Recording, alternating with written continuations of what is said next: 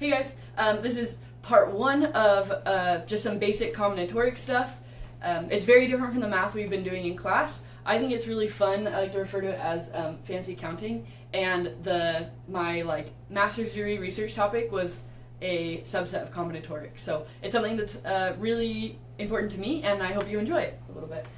So combinatorics, like I said, is fancy counting. Really, it's kind of counting the number of ways that some event can happen. And there are two main topics in combinatorics that we'll talk about. There's ordering things, and then there's choosing things. Okay, so we're going to start by talking about ordering. Okay, that's actually going to come first, even though it seems like maybe you should choose things and then order them. But we're going to talk about ordering first. So here's a predicament. Okay, so say we have 4 different snacks in our lunchbox. Okay, so here's our first question. We have 4 snacks, 4 different snacks, okay, 4 different snacks, and we want to know how many possible ways are there to order these snacks, like in what order can I eat them? So how many different orders for eating?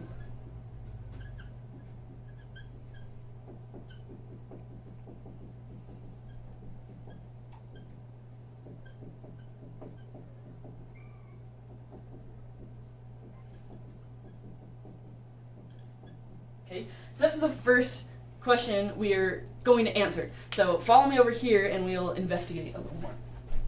Okay, so here we are. We have 4 different snacks. We have a granola bar, fruit, cheese stick, and a yogurt. And the question is, how many different arrangements can we make? Okay, so for instance, we could eat them in this order. We could have the granola bar, then the fruit, then the cheese stick, then the yogurt, or I could flip-flop 2 of them, and that's a new order, right? So here's the idea. Whenever I'm opening up my bag and looking at all my options, for my first snack, like when I go to eat the first one, I have 4 options, right? So maybe I pick the cheese stick to go first. So here's my first snack. So I had 4 options when I was picking, 4 options when I was picking my first snack. 4 options. Now that I've picked one of them, I've already eaten one, now I only have 3 left. And I'm deciding what I eat second. Well, now I have 3 options, right? So I have 3 options now. Bam. 3 options. So maybe I pick the fruit next. Great. So now I've eaten 2 of the things. We have 2 left. When I go to pick my third snack, I have 2 options left. 2 options. So maybe I eat the granola bar next. And then by the time we get to the 4th snack, we've already eaten 3 of them. So we only have 1 choice left. 1 option. So maybe the yogurt. Nice. Okay, so we have 4 options for the first snack, 3 options, 2 options, and 1 option. So we had 4 snacks, trying to figure out how many different arrangements, and on the table we saw that for our 4 snacks, we have 4 choices, and then 3 choices, and then 2 choices, and then 1 choice for our different snacks when we're lining them up. So the total number of ways turns out to be 4 times 3 times 2 times 1, which is 4 times 3 is 12 times 2, so we get 24 possible, we call it like orderings. Okay, so apparently I had 24 different ways that I could have eaten those snacks, like 24 different arrangements. So, but here's a question that, and you've probably seen a question like this before, and the question maybe that comes to my mind is, why do we multiply? Once we figure out how many options, why is it multiply? Why is it not add or something like that? Why do we multiply? And we're going to investigate that back over here. Follow me. Okay, you've probably seen a question like this before, maybe on an end of level test or possibly on the ACT or something like that. So here's a scenario. You start designing t-shirts to sell for a fundraiser. T-shirts come in sizes extra small, small, medium, large, and extra large. You can do colors green, gray, or black, and the design can say GC or Go Wolves, okay? And the question is, how many different t-shirts can you make? If you have this many sizes, this many colors, and this many designs, how many possible arrangements are there, okay? So let's break this down. So there are 3 characteristics that we're interested in. The first one is size. And for size, we have 1, 2, 3, 4, 5 options. Then we have colors. Colors come in green, gray, or black, so we have 3 options. And then we have the design, where we have 2 options. Okay, so we're going to break this down kind of option by option. So let's look at size first. If I only look at size, I could represent it like this. So I'm just going to draw, and I'm going to have like 5 segments on here. 4, 5. Great. So this is extra small, this is small, this is medium, this is large, and extra large. So each size is assigned a segment here. So for instance, this segment right here corresponds to large, which is pretty obvious to see in this like one-dimensional case, okay? But each size is assigned a segment. Okay, great. So there are 5 options for size. But now we're going to consider size and color, okay? So if I want to look at size and color, I can represent it like this. So for each one of these sizes, there are now 3 color options. So I'm going to extend into another dimension, right? So imagine this, and I'm going to extend it into having 3 rows, okay? So we could draw it in a grid like this. So we still have our 5 sizes. Pretty close. And then now, so that's extra small, small, medium, large, and extra large. But now we have 3 colors, so I'm going to split this up into 3. Okay, so now we have green, gray, and black. Nice. So now each combination of size and color is represented by just one of these blocks, right? So if I highlight one of these, like maybe this one right here, this block that I've just highlighted corresponds to a small gray shirt. Nice. So now the total number of combinations for just size and color is these 5 options times these 3 options, right? Because the what we're interested in is the area of this 2-dimensional shape, and area is base times height, right? So 5 options times 3 options gets us these 15 options. Okay, but now we have one more characteristic, and that's design. So now you kind of have to imagine that we have this 5x3, and now we're going to extend it into another dimension, so we're going to kind of make it 3D, and each option or each combo of size, color, and design is now going to be a little cube. So let me attempt to draw that for you. You know how well this is going to go. Okay. I'm going to draw it like this. Let's see. This is already going so well.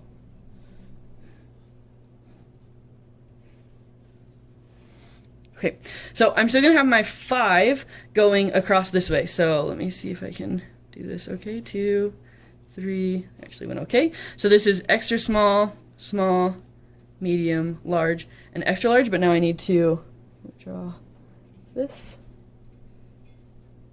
Pretty close. Okay, extra small, small, medium, large, and extra large. But then we're going to have our colors going this way. So I need to split this up into 3. Let's see. Across this way, across this way. So now this is green, gray, and black. And now we have our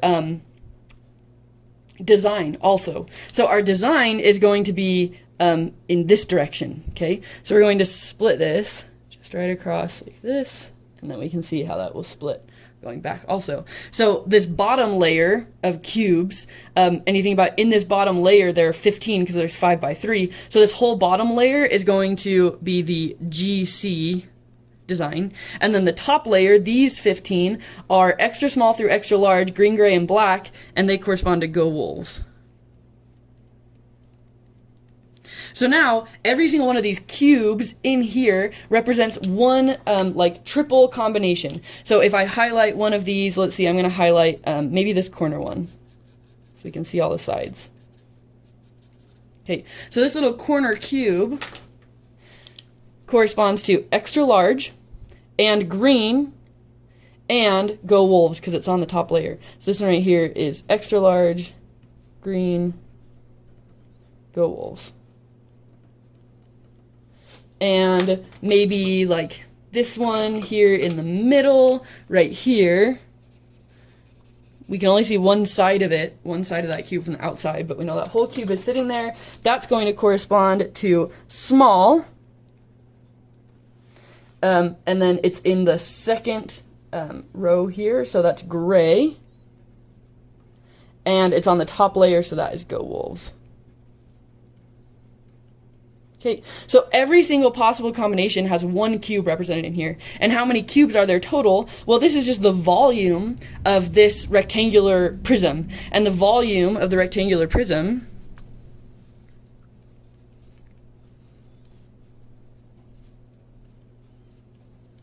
is just the 3 dimensions multiplied by each other. So it's the 5 sizes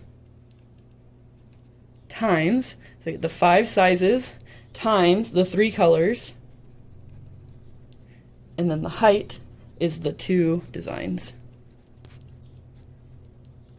So we end up with 15 times 2, so 30 possible combos.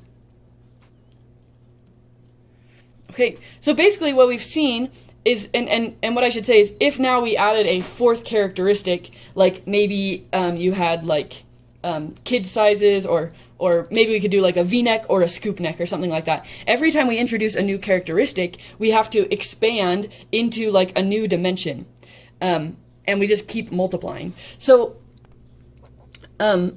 every set of options opens a new dimension of possibilities. I'm going to write that here. Every characteristic or set of options opens a new dimension of possibilities. And what we're always interested in is the volume of this new like figure we've made.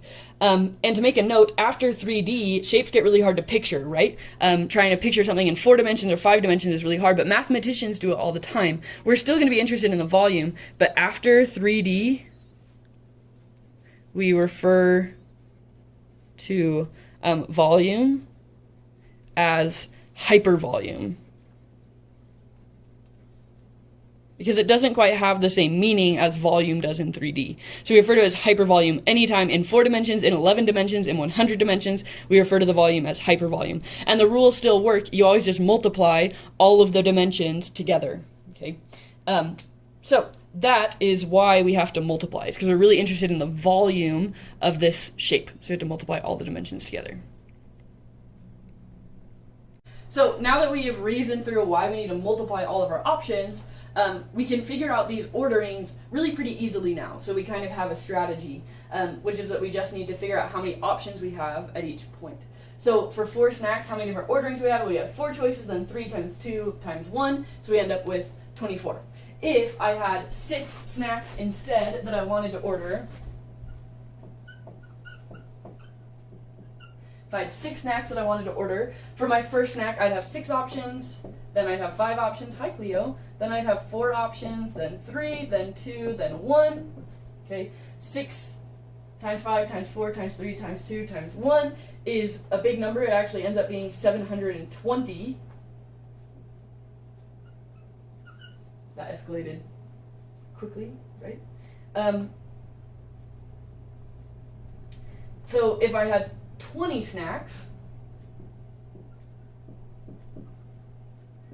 you kind of see the pattern here. For 20 snacks, if I wanted to figure out, that's a lot of snacks. If I wanted to figure out how many different possibilities I had, like in what order I could eat them, it would be 20 options for the first snack, then 19, then 18, then 17, then 16, then 15, times 14, times 13, times all the way down to times 2 times 1. And mathematicians are way too lazy to write out all of this, right? There has to be a better way. So they came up with a notation to represent this idea of like multiplying all the way down to 1. And we use this symbol,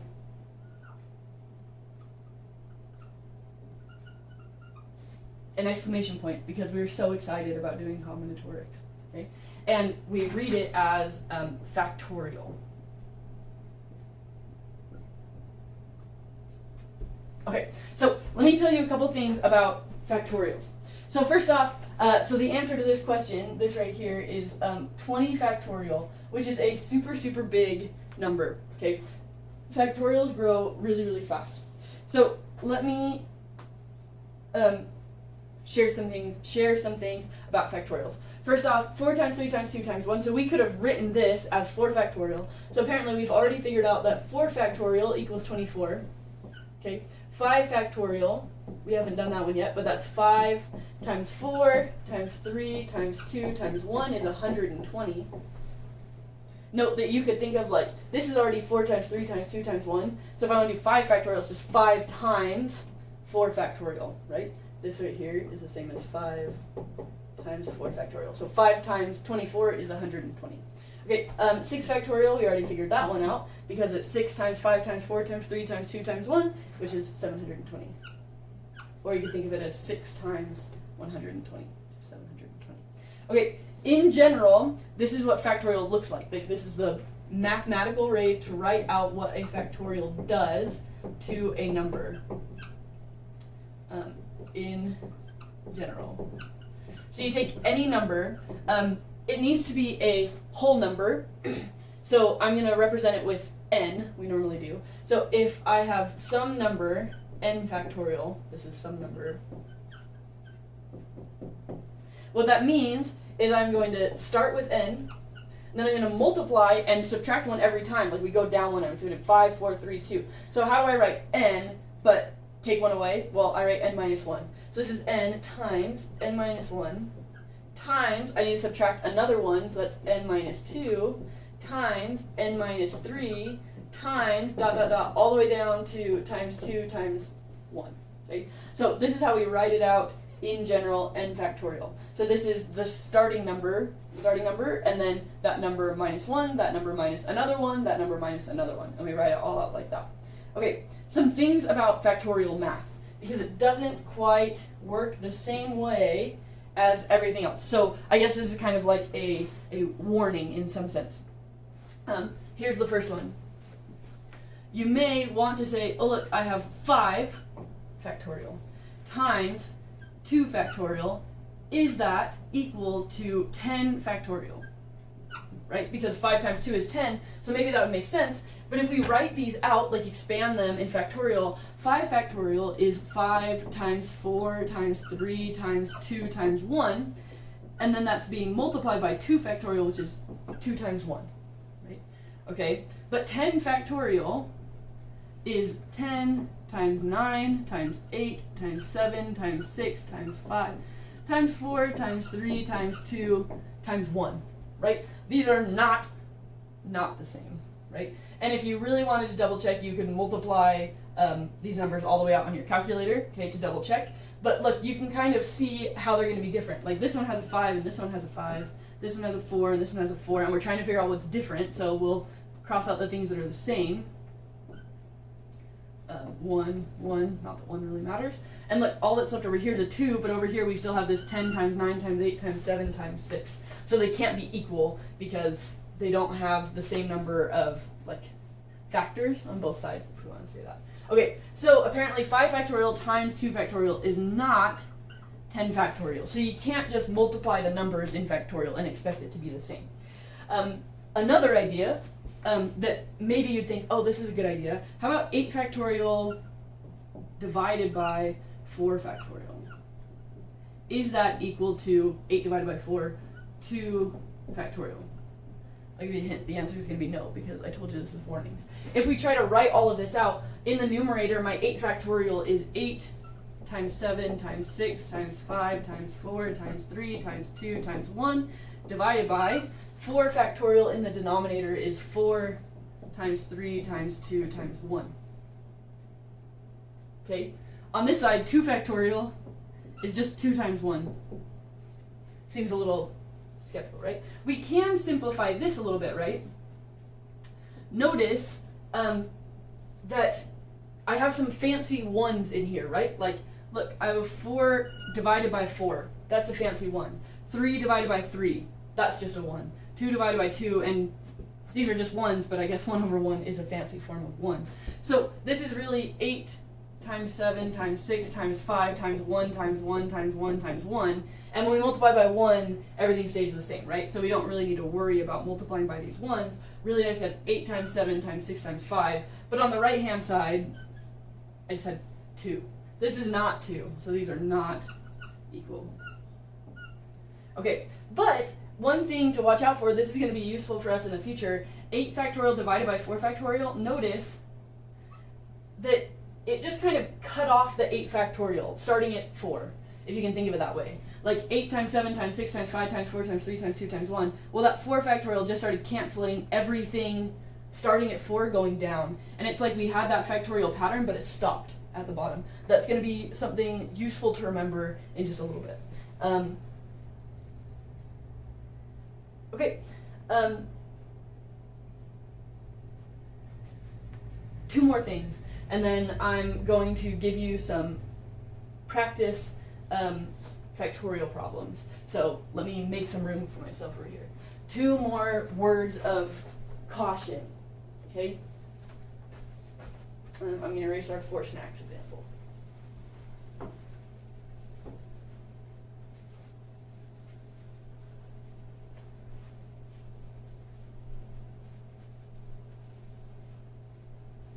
Okay, 2 things. 1, negative factorials are not a thing.